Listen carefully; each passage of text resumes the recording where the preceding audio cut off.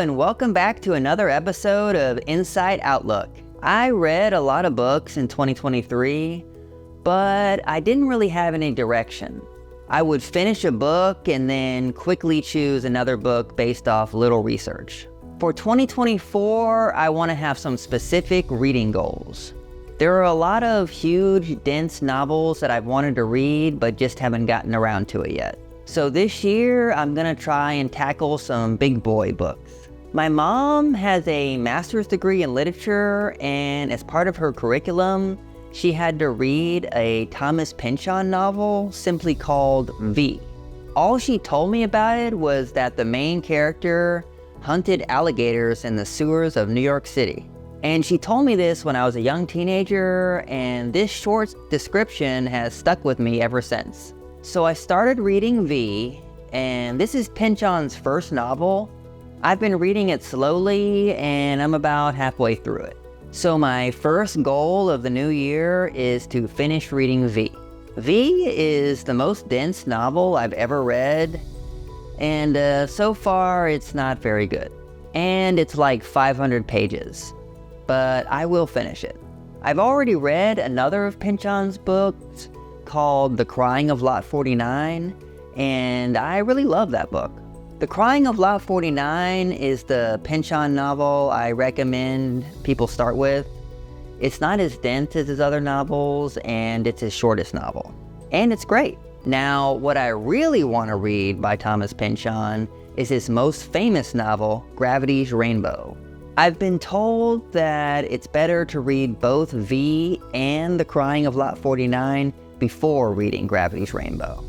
Now, I'm not the kind of reader that reads an author and then wants to read all their books. I usually go for their magnum opus and then I move on to a different author. But with Thomas Pynchon, I plan on reading all his work. So by the end of 2024, I'm hoping to have read both V and Gravity's Rainbow. I've read most of James Clavell's novels, including his most famous one, Shogun.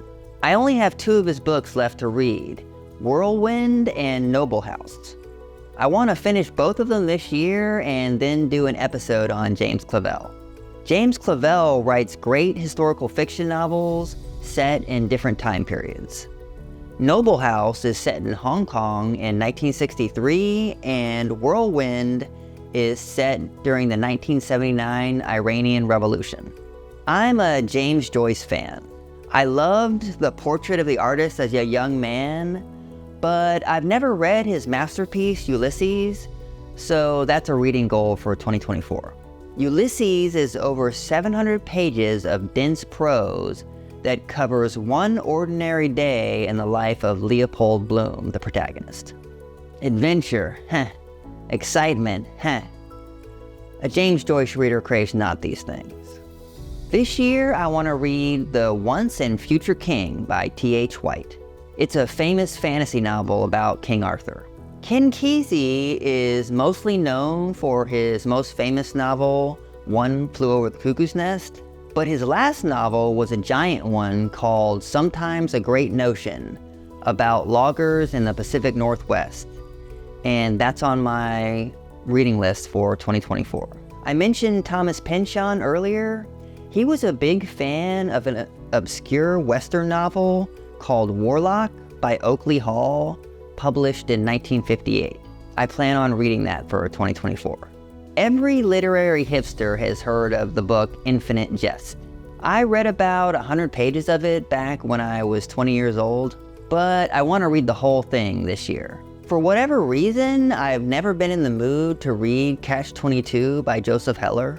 It's set during World War II, and it's supposed to have a great protagonist with some good humor mixed in. Another goal for 2024.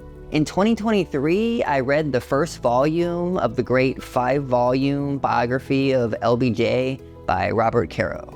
And this year, I want to read the second volume. I've been meaning to read something by Don DeLillo, the famous postmodern novelist. Underworld is generally seen as his magnum opus, so I'm going to try and read that one as well this year. It covers a lot of American historical events in the second half of the 20th century. And of course, there is deeper meaning under the surface with a title like Underworld. I've always wanted to read everything on the Random House Top 100 Best Fiction Books in the English Language list, and I've read most of them. Number 11 on that list is Under the Volcano by Malcolm Lowry. The book is about an alcoholic British consul in a Mexican city on the Day of the Dead in 1938. Another big, dense book that takes place over the course of just one day. I am planning on reading The Magic Mountain by Thomas Mann, published in 1924. This is a German novel that is set before World War I. I'm not exactly sure what it's about, but literary critics love it. Something about visiting a small mountain town and then having some deep introspection while there.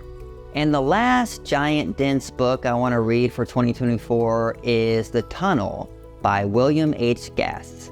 The protagonist is a history professor writing a history of Nazi Germany, but while writing that book, he also writes an autobiographical book that includes dark thoughts.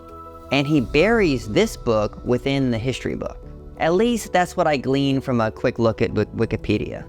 I don't want spoilers, I'll tell you about it in a future episode. I managed to read well over 100 books in 2023, but for 2024, I'll be happy if I just get through these 15 behemoths. That's all for today's show. If you have any thoughts, disagreements, whatever, let me know in the comment section. And let me know what you are planning on reading in 2024. Please like the video, subscribe to the channel, and click the notification bell to get updated about the next episode. Thank you.